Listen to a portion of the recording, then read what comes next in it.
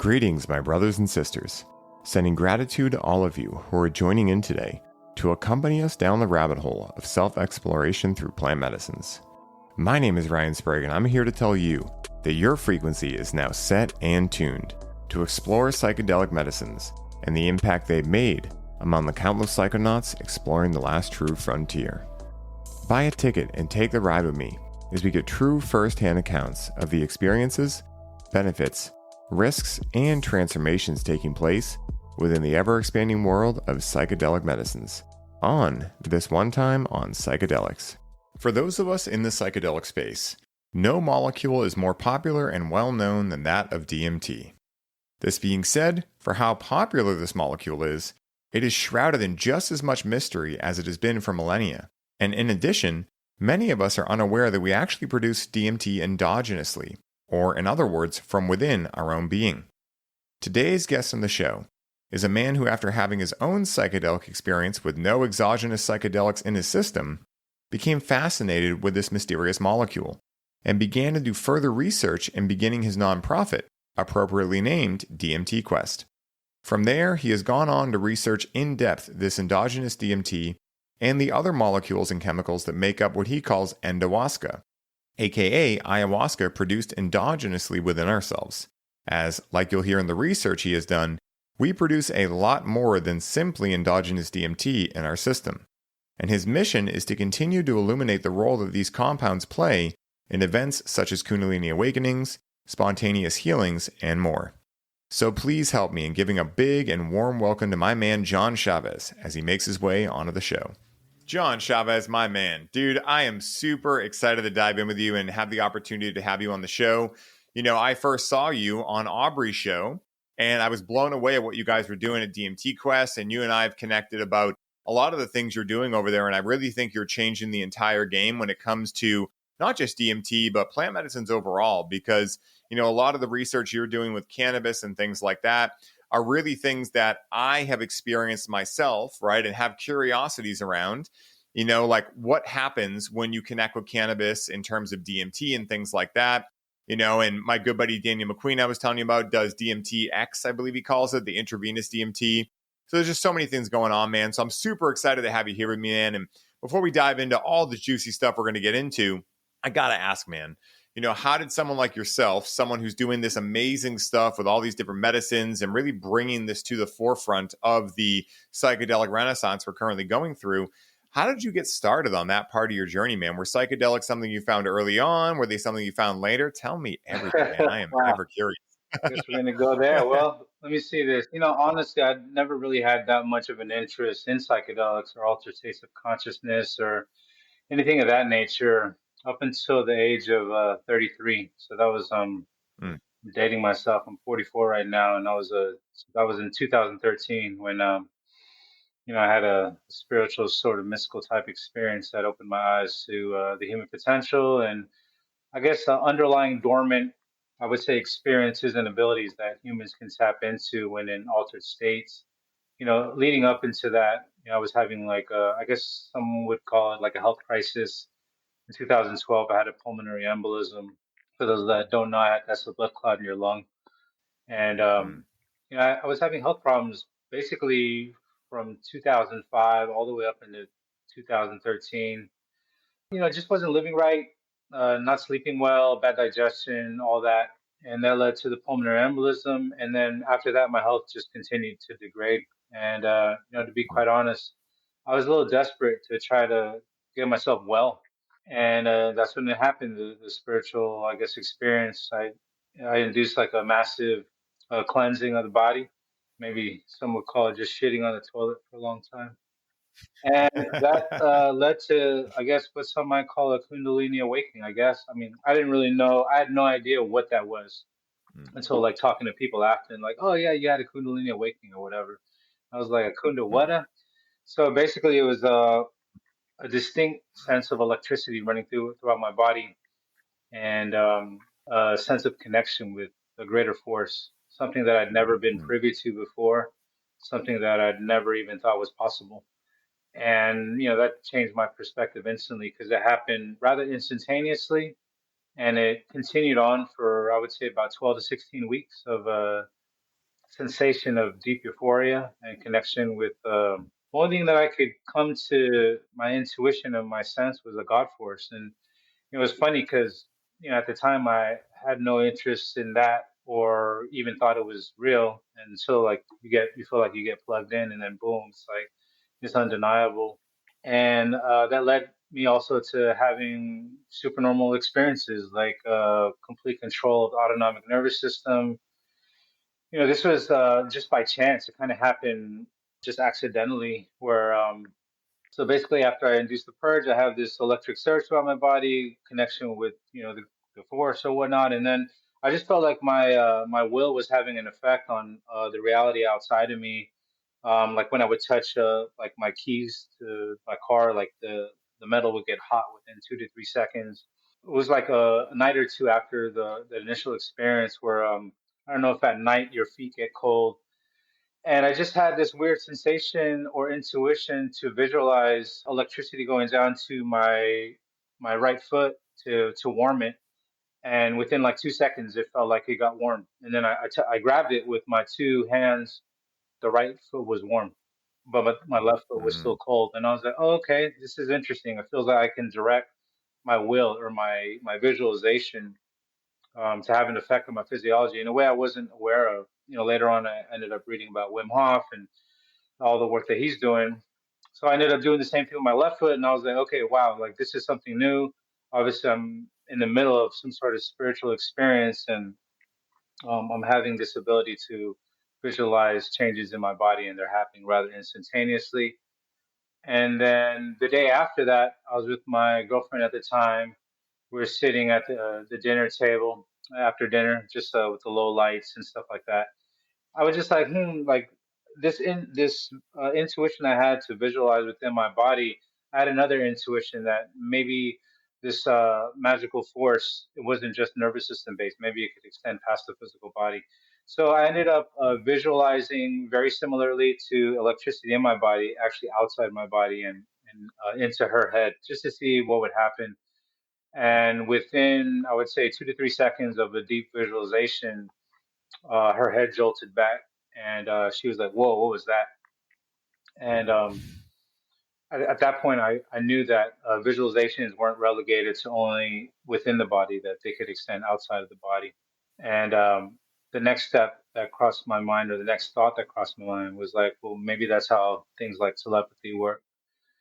Maybe like when you visualize like a connection with somebody, and then you visualize an image or something that it can extend, and the person can receive it."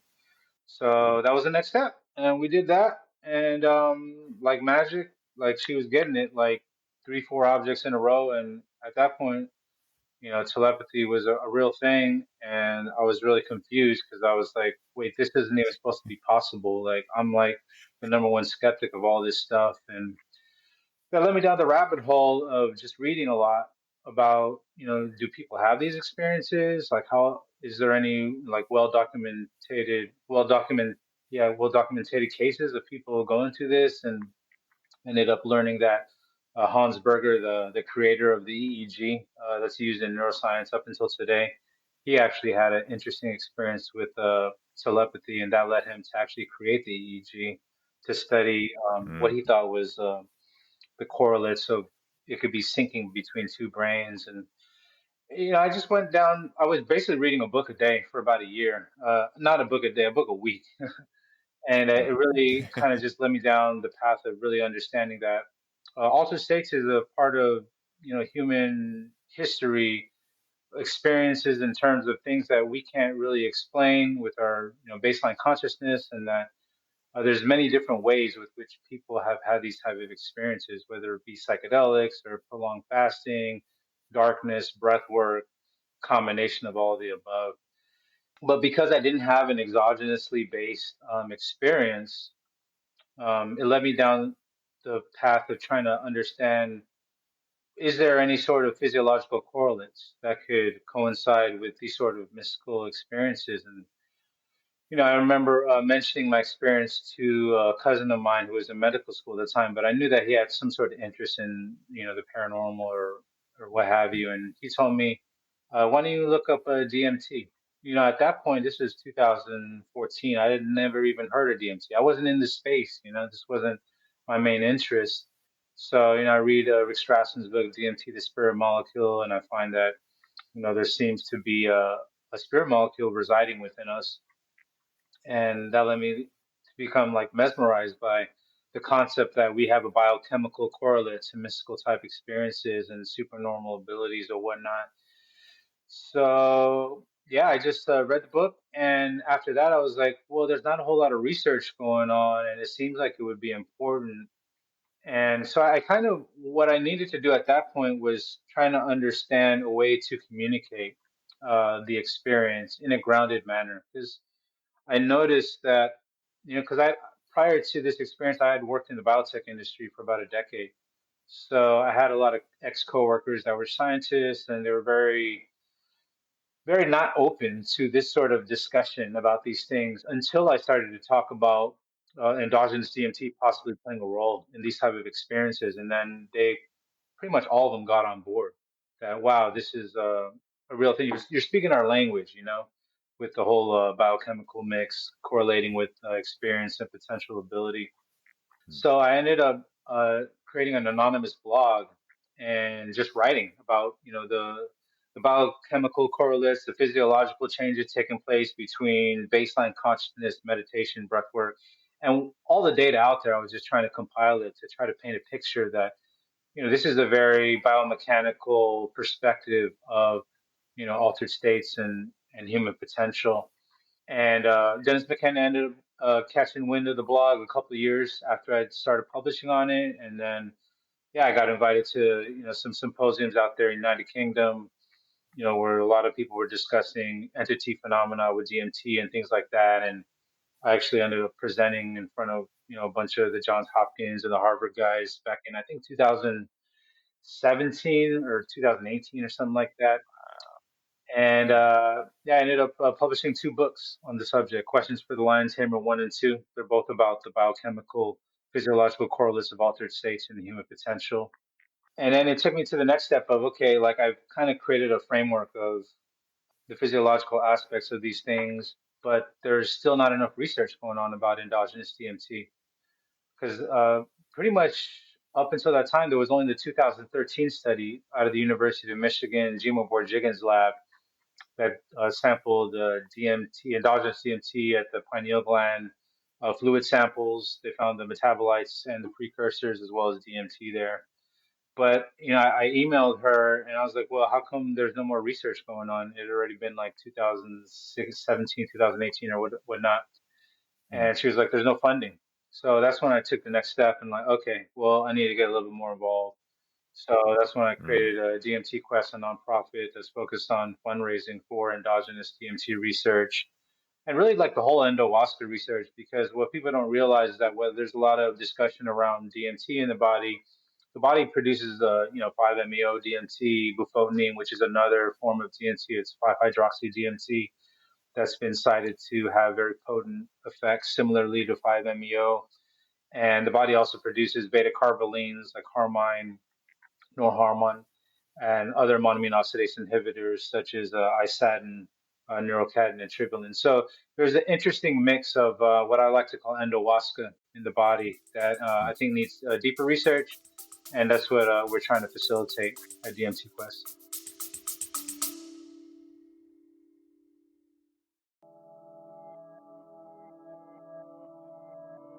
Hey, everybody, I hope you're enjoying the show. I wanted to take a quick moment to let you all know that the doors are officially open for the Conscious Cannabis Collective. And as such, this is the last week you can sign up and receive all of the bonuses we're currently including.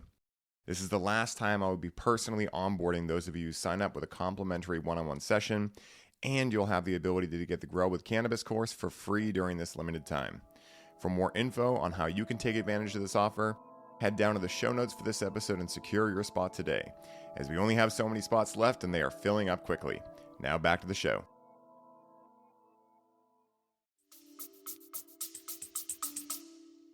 Wow, dude. That is amazing, man. And what I love is the fact that this all started for you after in a way, a dark night of the soul, right? And again, when you hear like dark night of the soul, Kundalini awakening, it's hard to quantify like what these things really are because they can look different from person to person. But the funny thing is that the whole business I run right now, conscious cannabis and all of that, started after what I believe was a Kundalini awakening that occurred after an MDMA experience in Las Vegas at a strip club, because that's apparently where Kundalini wants to come out, which is the weirdest shit ever, right? I couldn't make this stuff up. I think God is actually playing a joke on me, because now every time I have to bring up this really powerful story, I have to lead with, well, it was in a strip club in Las Vegas. And so it's like a hilarious thing that goes along with it. But, I went through exactly what you went through. There was about 6 weeks of pure bliss. Like I literally remember it was winter, and I notoriously don't really enjoy winter in Boston. I don't know if anyone really does, right? But I definitely don't. And I remember one of the first posts I ever made, right? It was on Facebook before I ever had an Instagram, was saying like, guys, it's beautiful outside. And it was my way of being like, the snow is beautiful too. And I started to notice all these things shifting in me. Had no idea about Kundalini awakenings back then and things like that. So no way to capitulate it until I met Aaron, and started getting more into Kundalini work and things like that. And was like, oh, that actually seems a lot like I went through. He also describes a little something similar to you went through, a little bit different, but he calls them lava veins, where like sometimes in the middle of the night, if you're having Kundalini work through, it'll feel like kind of like your veins are on fire and you have to get up and walk around and whatnot. I don't know if you experienced anything like that. I had like small things like that, but nothing like he's talked about having when he went through his. But it's amazing how these very otherwise challenging events, right? I don't think anyone would say a pulmonary embolism is their idea of vacation, right? So, again, like these very challenging events that bring us to a dark night of the soul can actually catalyze so much of our mission, our purpose, our potential. And I have a buddy of mine named Jeff DePati who runs Citizen Green up in Canada with his partner Jessica, and they have a documentary they made called Post-Traumatic Growth. And I really feel like this is an example of that, because that ultimately could have been either or. It could have been post-traumatic stress, right? You could have lived into it like that. Oh my God, what's happening? Woe is me, all this kind of stuff. But whatever occurred in that moment, you were able to see it as post-traumatic growth. And just like you build muscles in the gym, you were able to allow that to strengthen you deeper and tap you deeper into what the universe, God, whatever you want to call it, quantum field, whatever, was leading you towards, And I think that's such a beautiful hero's journey, because I know I get hit up a lot from people that listen to the show and, maybe they're going through their own little dark night of the soul right now, and they think everything is wrong or backwards or upside down or inverted. And what I share with them is like, listen, guys, you'll hear it from most people on the show, including myself. Like, usually those things happen after a big challenge, like a dark night of the soul, all these beautiful things that come out. And so I love that you were able to articulate that, man, and really get into it. And, it's really amazing what you're doing with Endohuasca and DMT Quest and all of this research, because, what anyone who has done breath work before will understand is that there is something very strange that happens from time to time anyway when you do breath work. Like even if you stand up too fast, like it's a very similar feeling. I don't know if it's the same chemicals or, transmitters being released, but it is very interesting. And so I'm curious for you, man, like when it comes to Endohuasca, first of all, how would you define Endohuasca for anyone who's like, wait, what does that term mean? And how did you come on to that term? Because I understand completely what it means, I believe anyway, based on, I think, what you'll say, but I'm curious to hear it right from your mouth. Yeah, so Endohuasca stands for endogenous ayahuasca. So we all know ayahuasca, for the most part, contains two plants. Some tribes will use just the ayahuasca vine, but for the most part, the way we know ayahuasca as Westerners is that it's combined with two plants, a Psychotria viridis plant, generally speaking, but there's a large combination of plants that could be used in ayahuasca. So there's a plant that contains DMT, and then the B-cappy vine that contains ayahuasca vine. So as we all know, the DMT can't be orally active, generally speaking, when you eat a plant with DMT. So you need a monoamine oxidase inhibitor alongside the DMT for the DMT to reach the bloodstream and then have the subsequent effects on the brain. So endowaska is a play off ayahuasca, being that the body contains a chemical mix that is very similar to ayahuasca, but probably even more complex. Like I stated earlier, we actually produce the toad, quote unquote, the toad, the 5-MeO within us, as well as bufotenine and multiple monoamine oxidase inhibitors. That's why I feel it needs to be studied a little bit more comprehensively than just DMT fluctuations. A lot of people think, oh, DMT goes up in the body and then you have a mystical experience, but it could be a combination of these, right? A combination of DMT, a combination of 5-MeO, maybe the beta carbolines go up. And that leads to the change in the brain oscillations, which coincide with changes in experience. So that's kind of where we're coming from with that. An interesting study from 2019 was from Dr. John Dean at University of Michigan. He's now at UC San Diego, and he found that prior to his research, many people had figured that DMT was produced in the pineal gland, and that was the primary source of DMT in the mammalian system. But following his research, he found that DMT seems likely to be produced throughout the brain. We're talking about the cortex Mm. plexus, the visual cortex, cerebral cortex, in various places. And even more interesting was that he found that DMT levels in a normal waking rat was at similar levels to serotonin and dopamine, indicating that Mm. DMT is likely modulating our everyday waking reality rather than just being upregulated during near-death experiences or dreams and things like that. So that was a game changer in terms of a study, and that's what we highlighted in the first DMT Quest documentary. I just felt that studies like these are very important and they need to be publicized to a wider audience than people that just read medical journals. And that's like really the big thing behind DMT Quest is trying to get these studies funded and publicizing the studies through film to reach a wider audience to alert the public that yeah, we have magical molecules within us, and we need more answers in terms of why do we have this in us? How do we upregulate it? There's a lot of speculative aspects revolved around it, but I'd like to add some data, some hard data to some of it to foster conversation, because I think these conversations are very important for society, for the human collective, the human psyche, and just progression going forward. I love that, man. And, I think it's human nature to be curious as well.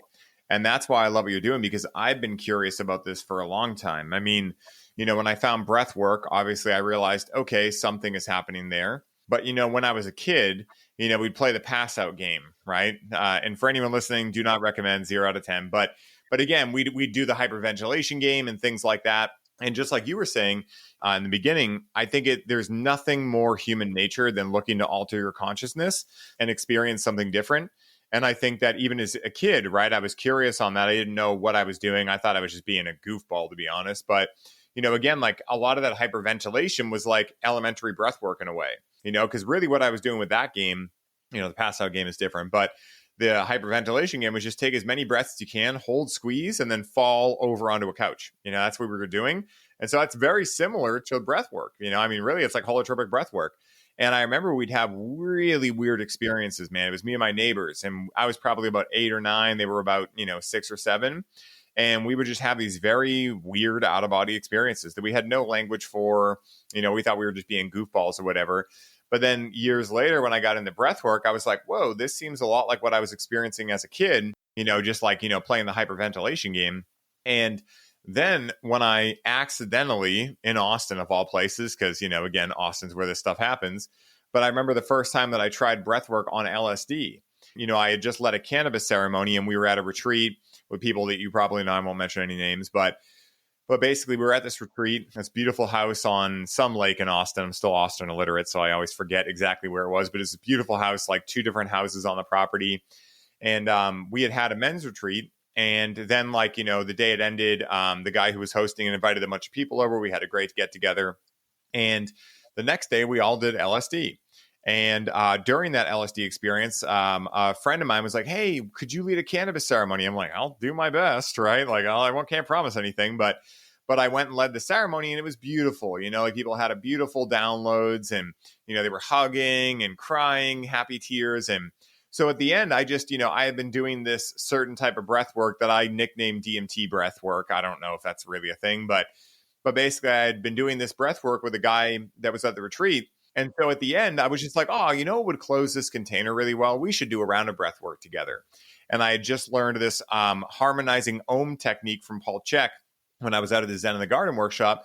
I was like, oh, we'll do that first. We'll all hold hands. We'll breathe in together on the way up and then Om on the way down. Do that 3 times, then just do a round of breath work. And in terms of the round, it was just like 10 breaths, right? Like I call it kind of like the cosmic whippets, right? Like you just rock 10 breaths in through the nose, out through the mouth. hold, squeeze. And I thought I would just get like the normal feeling, which at that point was very low for me. I wasn't getting much from it, just a little bit of like calmness and things like that. Well, we all do this, and literally all of us, like 25 of us, left our bodies, came back in, and all of us at the same time landed back on our body, had no time to think, and all of us started laughing at the exact same time. It was like one of the weirdest experiences ever. And so all of us, like, they were like, did you know that? I was like, no, I had no idea that was going to happen. I did not plan that.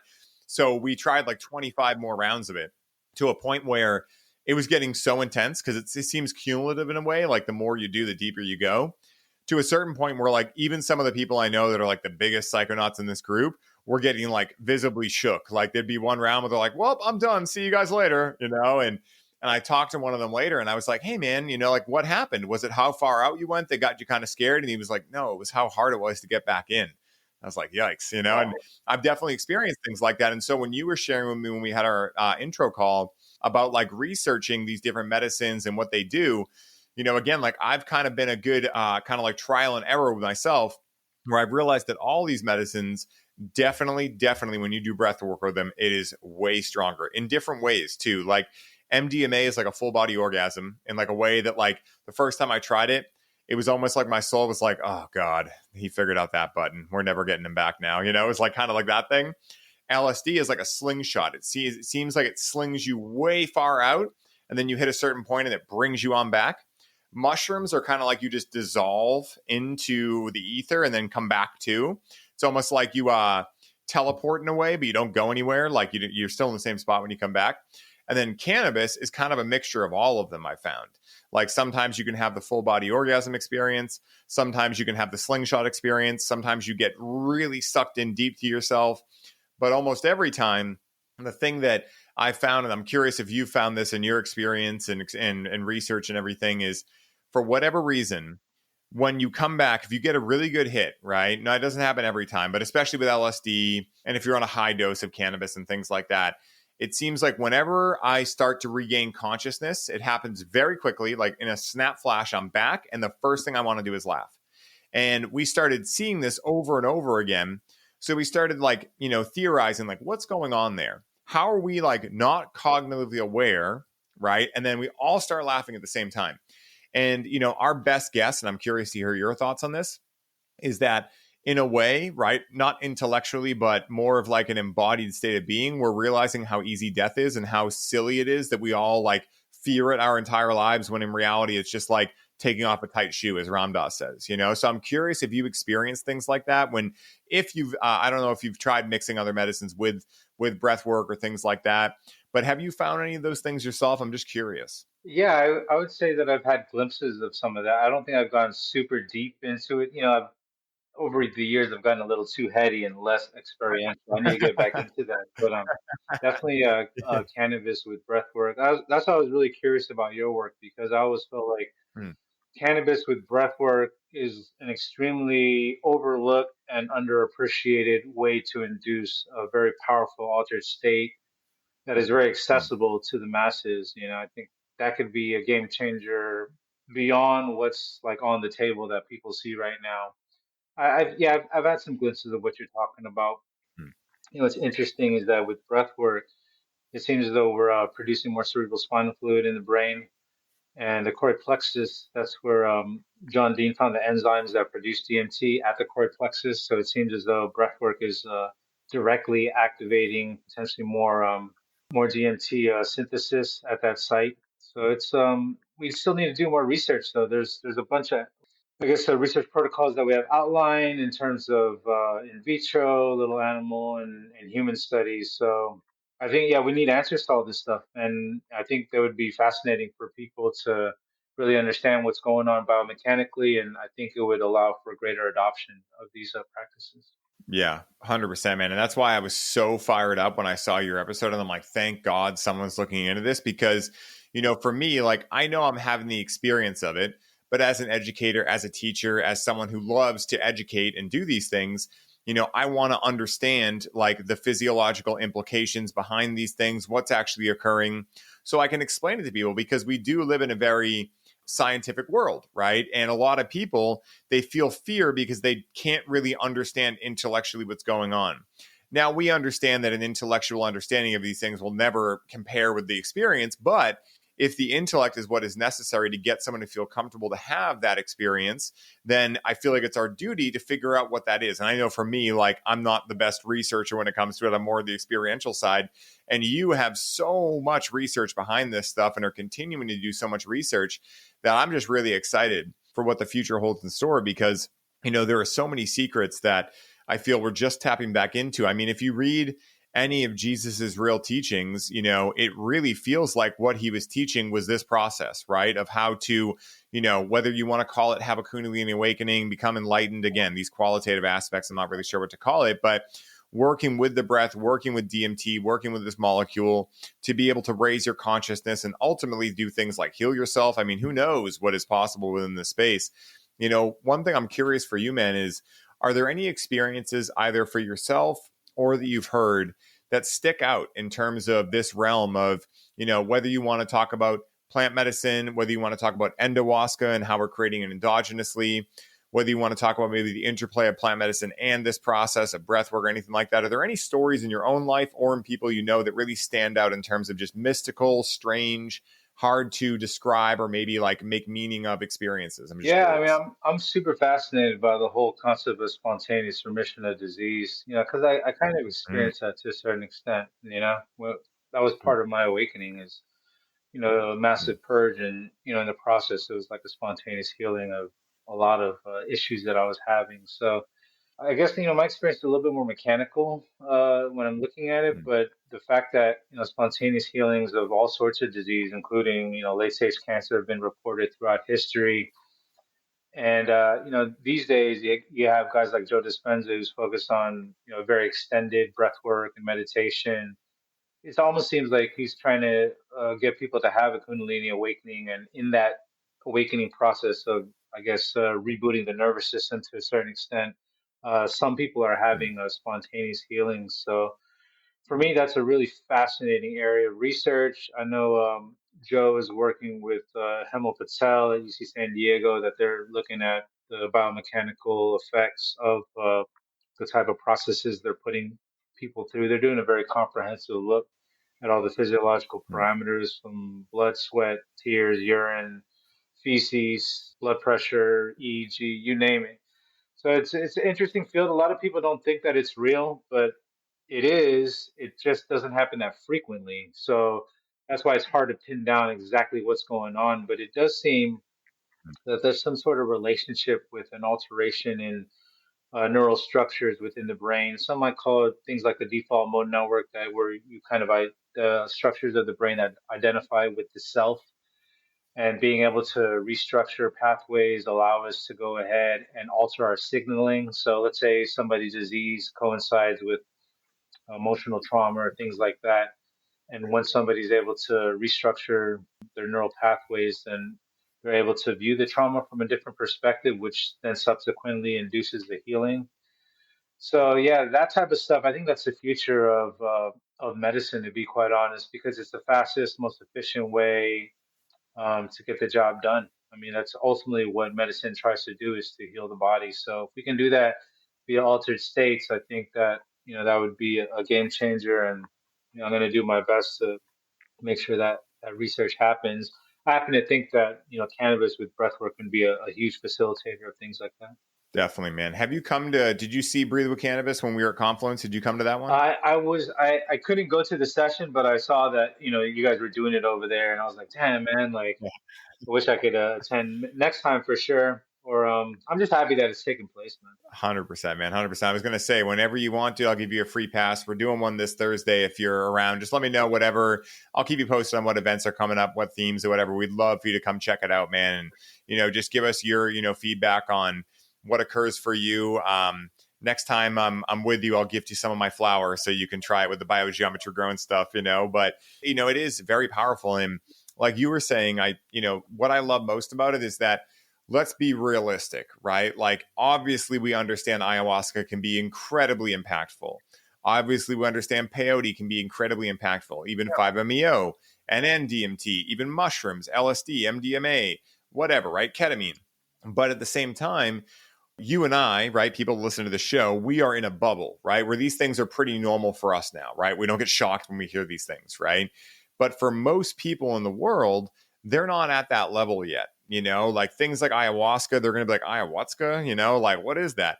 Whereas when you mention cannabis, they might not utilize it. They may have never tried it, but they're not going to be like shocked about cannabis anymore, right? It's pretty normalized. And so a lot of people also, when I worked at the dispensary, the biggest age group that was coming in was between 50 and 60. And so a lot of these people connected back in the day, maybe or never have, and now they're coming in later years and they're learning to utilize the plant for a range of different health, issues and things like that. And here's this plant they're finding might help with their arthritis or might help them gain appetite for certain, illnesses they have or help with autoimmune disorders. But also, right, like what happens if we start showing those people like, hey, you ever done just like 10 minutes of breath work on that, right? Just breathe in and out. Not even, and you don't have to try Wim Hof or whatever. Just breathe in and out, sit next to a tree and try it, right? Like very low barriers for entry. They don't have to go to a jungle. They don't have to spend $5,000, which again, amazing things to do, but just not practical for most people. They don't have to take time away from their family. They don't have to take time away from work. They can learn to grow this plant in their own backyard. It's legal in most places in the US now, at least decriminalized. So it's not like they have to worry about their freedom, as long as they have a small enough amount on them. So for me, it's like, we already have this certain psychedelic plant that is, throughout our culture, men, women, policemen, firefighters, teachers, librarians, businessmen, finance people, everyone connects with cannabis, right? Every different archetype. So my whole thing is like, what if we teach these people small things like, hey, take 10 breaths when you try it. Or, hey, I know it might sound hokey, but just tell that flower how you want to feel at the end, right? These kind of things. What could that do? And what I love about your research is that, yes, you're looking into ayahuasca and other external medicines, right? Cannabis, et cetera. But you're also very similar to me. You're like, well, we all breathe, right? Like we need to breathe to live, right? We all have these things occurring in us, whether we know it or not already. So how can we teach people how to tap into these things on their own without anything, right? Unless they want to, dive deeper down the rabbit hole. And I think that's how we bridge the gap between where we think people could really benefit. Like, of course, I imagine that many people that are not drinking ayahuasca could benefit from it, et cetera. Do I think it's for everyone? Of course not, right? But, do I think a lot of people could benefit from it? Sure. But being practical, are most people going to be able to benefit from it? Probably not, because they can't afford it. It's not practical. It's not in their certain area or region of the country or where they live.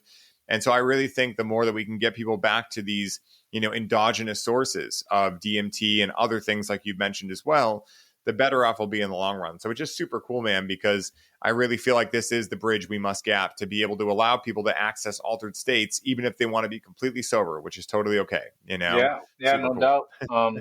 One thing I wanted to say about cannabis is that it's interesting in the sense that there's this thing called heteromerase, where it's two receptors converging into one. Mm. And there's been some research indicating that the cannabinoid receptor and the 5-HT2A receptor can form one receptor. Wow.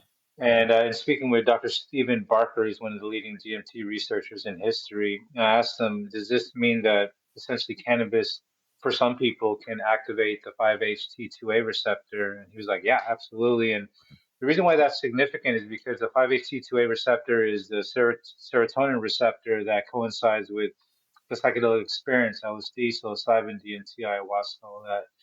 So it seems to allude to the notion that, while people will say that cannabis is not a classic psychedelic because it doesn't activate the 5-HT2A receptor, that's not entirely true because some people actually have more heteromerase than others. And unfortunately, there is some research indicating that some people are a little bit more sensitive to cannabis because of that, and they're likely to have, modern clinical medicine will label it as psychosis, but maybe it's just insights into other realms and not really well understood, so they can't integrate it. But cannabis can absolutely be a psychoactive plant at that level. Yeah, man, I love that. That's really good information to have on hand for me because I get this all the time from people. Oh, cannabis isn't a psychedelic. I'm like, okay, if you think it's not a psychedelic, and I'm not actually recommending this for anyone listening, but eat a 250 milligram edible and do some breath work. And yeah, you will see real quick that cannabis is one of the most challenging medicines to work with as well at high dose, but it's just been so normalized. And most of us that have connected with it for a long time, we're used to connecting with, pretty much the same amount. And, again, like I tell everyone too, like if you're connecting with anything all the time, then it becomes normal. And then actually sobriety becomes a psychedelic, right? So you can have that kind of like polarity shift. But it's super interesting, because I really feel that, with the resurgence of breath work, with the resurgence of even cannabis and things like that, it's just an amazing time to be alive with so many amazing things happening. And like you were mentioning with psychosis too, like this is my challenge as well, because I imagine some people that would maybe classically be diagnosed with schizophrenia or psychosis, but have learned to work with it in a way where it's actually a big superpower. And I really feel like these diagnoses, obviously this is a rabbit hole and a whole tangent that could, take a 3-hour conversation, but, to not go down the full rabbit hole, I think a lot of the challenges that, in the classic medical model, if you and I had a DMT like experience and we went in there and stated it, they'd put us on antipsychotics, And so I think our world is still moving out of an era where we don't have any place for those type of experiences in our collective. Obviously now, like things are shifting very quickly where now people are actively seeking those things out. But, I talk to a lot of people about that have suffered from, psychosis or schizophrenia with cannabis. And I say, listen, think of it this way, right? Most people just have access to channel 3. You have access to pay-per-view, but you just haven't figured out how to make sure that you're the one in control of the clicker yet, And so there may be some time where you need to go completely sober, right? Maybe forever. I don't know, right? Because if you really think about it, in a way, when we connect with psychedelics, we're opening up that ability to have access to pay-per-view. If someone already has access to that, they might have, like Terrence McKenna said, got the message and they can hang up the phone. I'm not sure, right? I mean, it's really hard to put anything objective into society in the world because it doesn't exist, right? Everything is subjective, but it's super interesting, man. And, I'm curious for you, man, like, what would you say, looking forward are the things that you're most excited about? And maybe if you have any predictions, dude, I love doing this on the show, having predictions of like, what may continue to open up, or maybe if you have any theories that maybe you're working on or things like that. I'm just curious to know, like, what does John Chavez right now think is going to happen or maybe could happen within the realm of DMT, breathwork, plant medicine, et cetera, when it comes to the research and everything we're figuring out now and you're figuring out? Yeah, a lot of the angles that I'm looking at are very practical. How can we alleviate like neurodegenerative disease, things like Alzheimer's? I think that our breath work, I've looked into the mechanics of breath work. I wrote a medical hypothesis paper last year regarding Wim Hof method. I think the title is Can Wim Hof Method Breathwork Induce Conscious Metabolic Waste Clearance of the Brain? Because Mm, the importance of that for your neural health. I mm, mean, and we've seen that a lot in people with dementia, Alzheimer's, is that they're lacking that fluid dynamics. So they're not producing enough cerebral spinal fluid, and they're not having enough cerebral blood flow. And breathwork can help mechanically alleviate both those things. So I'd like to see some research. There actually already is research in terms of like things like Kundalini yoga breath work and hyperbaric oxygen therapy with Alzheimer's disease with good effects. And, mm. it's time to take it to the next level, do a Wim Hof method study with Alzheimer's, maybe integrate it with lifestyle changes like exercise and diet and see the subsequent effects. And, at some point we could probably integrate cannabis and the Wim Hof method breath work. I'd like to see research with stuff like that. The reason why I think it's important to focus on practicality and utility, like disease reversal, is to garner the attention of a wider audience, so people understand that altered states isn't just hippie stuff, right? This stuff is actually having a positive effect on our neurology, on our physiology. We can pinpoint those mechanisms, and then people can start to look at this whole genre in a very different light. And that's really the biggest goal I have, is to try to get these altered state techniques and substances more well accepted, more well understood, and then we can get I guess higher amplification in terms of our viewership in terms of like healthcare and things like that. I also feel as though in the future research is going to show that consciousness is not always relegated to the body. Mm. I feel like that sort of research hasn't really been done in a clean manner that can really, I guess, scale. So that's something that I'm working on as well. I think it's important for us to understand, what this human experience is about. That includes death. That includes ourselves exiting the body. And if we had a deeper understanding of this process of life and death, then we might live a little different. We might treat each other different. We might treat ourselves different, hopefully in a positive manner. And that within itself can have a societal impact that's, I think, pretty impactful. So, yeah, those are the main subjects that I'm looking at is the reversal of disease, neurodegenerative conditions, understanding how spontaneous remission happens to try to pinpoint how we can facilitate that, and then the better understanding of, yeah, exiting the body when it's our time to go. Dude, I love those. Like you said, very practical, but also some of the biggest like challenges that every human deals with, right? Like, what does it mean to be alive? What does it mean to quote unquote die, right? And what I choose to believe based on my experience is that we've never been born, we never die, right? We just turn chapters in a never-ending book. And that right now we're existing in this like, sweet meat suit, that we get to, walk around in life in and have experiences with and meet other people that are also reflections of us. And, like Ram Dass says, we all get to walk each other home. And I think that it's so beautiful that you're doing the research that's going to allow the average person as well, because they deserve these types of things. But again, like when we understand this, people that are on this show, we can talk about Kundalini awakenings and things like that. But if that's all we were talking about, we would completely miss like 90% of the world that otherwise might be very interested if we talk about like, no, this thing Kundalini awakening, or no, this thing called DMT can help you heal your arthritis. They're like, oh, okay, now you're meeting me where I'm at. Okay, cool. Then maybe they have an experience like that and they go, holy shit, it did. Okay, so now what the hell else can this thing do? And now that person is like, yeah, tell me about these Kundalini awakenings, right? So it's not that, these things are false or true or whatever, but it's like, how can we meet people where they're at so that everyone has an opportunity to benefit from this? Because we all have a divine right to these medicines, and especially the medicines that we produce endogenously. And it reminds me of a story that I meant to bring up earlier, but it just boomeranged back into me, of a spontaneous healing event that a friend of mine's friend went through. So I have a good buddy named Ty, and he was actually a Confluence. He ran the Lavish Hippie tent. If you saw us blowing bags, we were pretty much in his tent the entire time. He was one of the vendors across from the Red Barn. But basically, he was telling me a story of a friend of his who, let's just say, maybe lived a life that wasn't the cleanest for quite a while, was into some things that, would bring about darkness in someone's reality and things like that. And so it was interesting because Ty was hanging out with him and was like, hey, man, I really feel some darkness in you. Like, I don't know what it is. I haven't always felt this with you, but I'm feeling that. So then a couple months goes by and he gets diagnosed with brain cancer. Then he's hanging out with this other friend. And this other friend is like, hey, man, because, he always calls Ty hippie, right? So, when Ty told him this, he's like, dude, what do you mean darkness, dude? Like, get out of here, you hippie, right?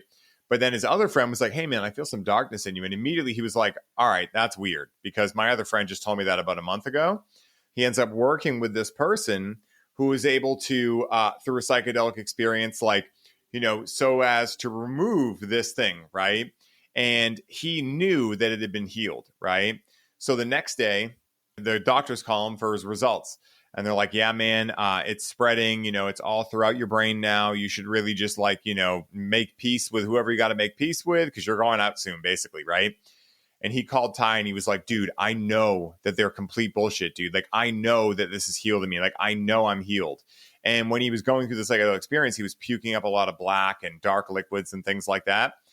So he's like certain this thing has been healed, even though the doctors are telling him, nah, dude, it's definitely spreading. The next day, they call him back and they're like, hey, we made a really big mistake. We read the wrong scan. You're completely clean. And so it's very interesting, right? Like, now, who knows, chicken or the egg type thing, right? Who knows if he was really healed and they accidentally just read the wrong thing and it was all very linear and logical.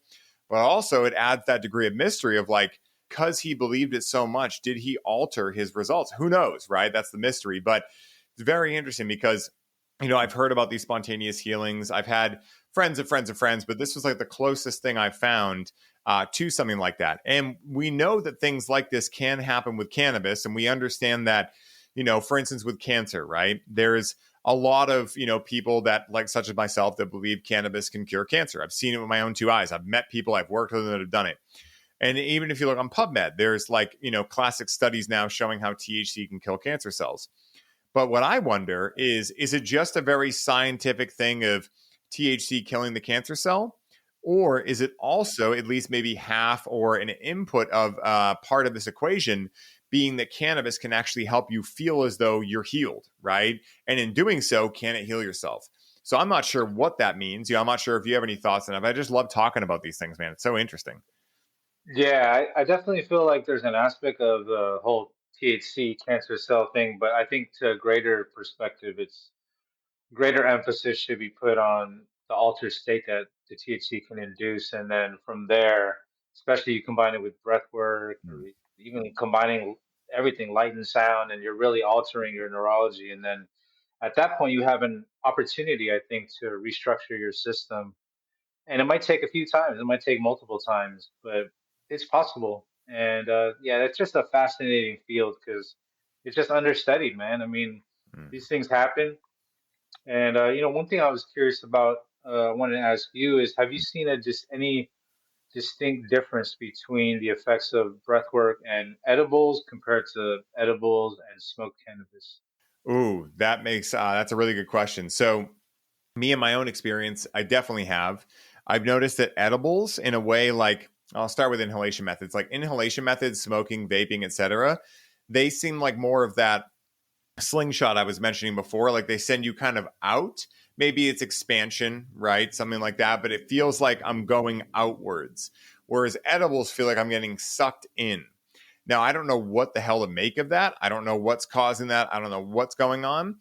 But I also know that on average, the people that take edibles for breathable cannabis speak to very similar things or similar concepts to that exact concept, basically. Like they'll say, like, yeah, like I felt like I was really deep inside myself.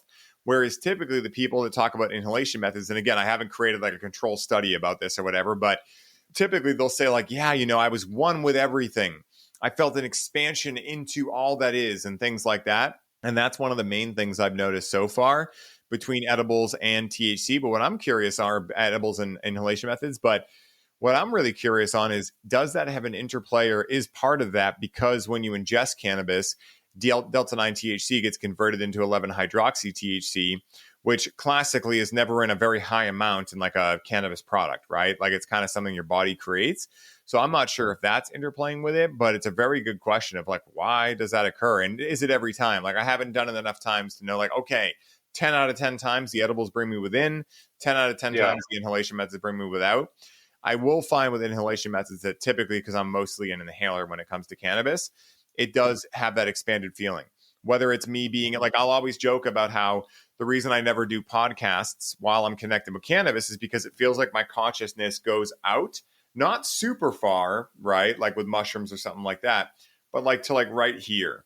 So sometimes like, the thoughts will be like just outside of where I want to pull them from. And so it is interesting because I've never thought about that, how I describe that, and based on what I'm now talking about with inhalation methods versus edible methods. So it's very interesting, man. Yeah.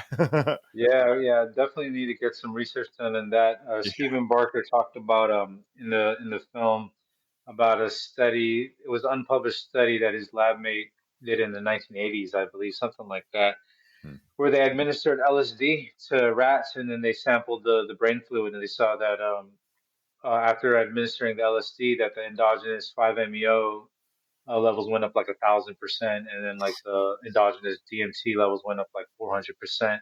Wow. So that led him to speculate that there's an endogenous, like an endowaska system that is being upregulated from psychedelics. And I'd like to do research, do like a replication study of that dissertation with LSD, but also do with cannabis to see what happens. Inhaled cannabis, edible cannabis, and then even other substances that aren't classically tied to DMT, like ketamine, MDMA, and all that, just to see is that really what's happening in our system? Is our endowaska system being tinkered with from these substances? Yeah, I can tell you ketamine definitely does something too. I'm newer to that medicine. I've been a festival junkie for a long time, and I just saw a lot of people do it that I was like, I'm not into that. But then when I met more conscious people that were like, no, this thing is awesome for meditation and whatnot, I was like, all right, I'll try it. And so recently, a good buddy of, I think you know this person, you definitely know this person as well. We were hanging out, and he was like, hey, do you want to try some ketamine and do some breath work? And I was like, why not? If not me, then who, right? I got to field test these things, right? So I can bring them back, my findings back to the tribe, So we did it with that. And that was very powerful. Like I would say one of the most powerful next to LSD, the most powerful experience with breath work I've ever had, where it wasn't every time. Like the thing with LSD is that it seems like you can basically do like 3 breaths and like squeeze and you will shoot off. Ketamine wasn't like that, but when I did hit it right, it was about the 3rd round. I don't know if I did something different or whatever, but the 3rd round, it was like complete whiteout, like 5-MeO, and then came back together. And I just remember sitting there going, how the fuck did I just reorient here? And thank God I did, because I have no idea where I went. There was no memory. I was in no thingness, like straight up. So I know that ketamine has some type of interplay. What it's releasing, I have no idea. MDMA is just like the most blissful experience ever. MDA is also very interesting. MDA, what I felt with that was that it's a very yang medicine compared to MDMA. MDMA is very loving, compassionate, obviously, like most of us know that have done it. MDA is a little more masculine. It almost feels like a synthetic, like peyote, like a mescaline or something. And what I find is that there's this like feeling right on my heart chakra that I get. It almost feels like heartburn, but it's not. It's kind of like just this like stinging there. And I remember when I first, because I don't do MDA that often, I'm not a big fan of it, but I happened to try some recently. And so when I was doing it, all of a sudden, when I blasted off on the breath work, it felt like that feeling just went and just engulfed me. And it was like one of the weirdest things ever. And I haven't done it enough to see if that happens every time, but very interesting stuff. So I'm excited to see what's coming out of this, John, because I am fascinated by this stuff. And I have no idea how to describe what's happening other than it must be some interplay with endogenous DMT. But I'm so grateful you're doing this research, man, because I got questions, man, and you got answers coming. Thanks, man. I'm more of like a read a study type of compilation guy, but yeah, I'm trying to get the actual lab research done. There's a few colleges that were trying to get funded, so that's really what this is all about. Is just putting the awareness out there that people are really interested in this sort of field of research. People don't understand that just because something is interesting doesn't mean that it automatically gets funded. That was kind of my sort of awakening in that sort of genre of like, well, interesting science should automatically get funded, but that's not how it works, especially for this topic. It's not easily commercial. You can't commercialize it easily. Mm. And, it's exogenous DMT is still illegal. So it's not getting funded to the level that it should be. But, we're making some progress, and hopefully with, getting on shows like this, we can spread the word and let people know that, this research needs to take place. And if you're interested, there's a way to support it. Definitely. And for anyone listening, like, please support John. Support this work. We all have such an important mission, and we can all make a real big difference. And this is like one of my biggest goals, man. I've been getting really deep into crypto. And my visualization every morning is that I wake up and I check my account and I have $120 billion. And I'm like, well, I'm never going to go through that. And then I just start making anonymous donations, like 100 million to the right people, right? You wake up and you're like, holy shit, someone donated 100 million. Guess I don't need funding from the mainstream, institutions and things like that, because a couple of the things I've learned are, number one, science doesn't change at a new discovery. It changes one dead scientist at a time, right? Like that one thing. And then the second thing is that Peter Grinspoon, who I don't know if you're aware of him, his dad was Lester Grinspoon. He wrote Marijuana Rediscovered or Reimagined, one or the other. Is that the strain that you got? I didn't have Dr. Grinspoon. I haven't grown that yet because it's like a 16-week flower time. So it's yeah. Grow, but I have tried it before and it's fucking epic, dude. It's so good, man. It's so good. But it's funny because in his new book, Seeing Through the Smoke, he kind of blows the lid on why, when you look up cannabis, why there's so many detrimental effects associated with it.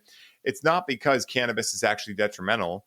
And I'm not saying that cannabis is all safe, right? I mean, cannabis itself is safe. It's just a plant growing in the ground. What humans choose to do with it can be unsafe, right? But again, the reason that they do that is because you can only get funding to study cannabis if you're looking to find a detrimental effect. They actually won't allow you to get funding if you're looking through like their channels, through the institution, if you are looking for something positive. So then even if you get funding, the only cannabis that you can use to do your studies with comes from Mississippi, from NIDA.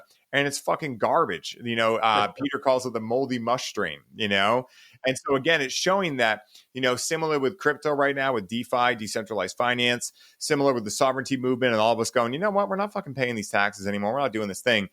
How do we combat the system? We just stop being a part of it and we start bringing everything back to a decentralized point where it's not like we, anarchy and things like that. It's not about that, but it's about like we are aware that there could be so many more discoveries happening, but there are vested interests that have a lot of money that are prohibiting them from coming out.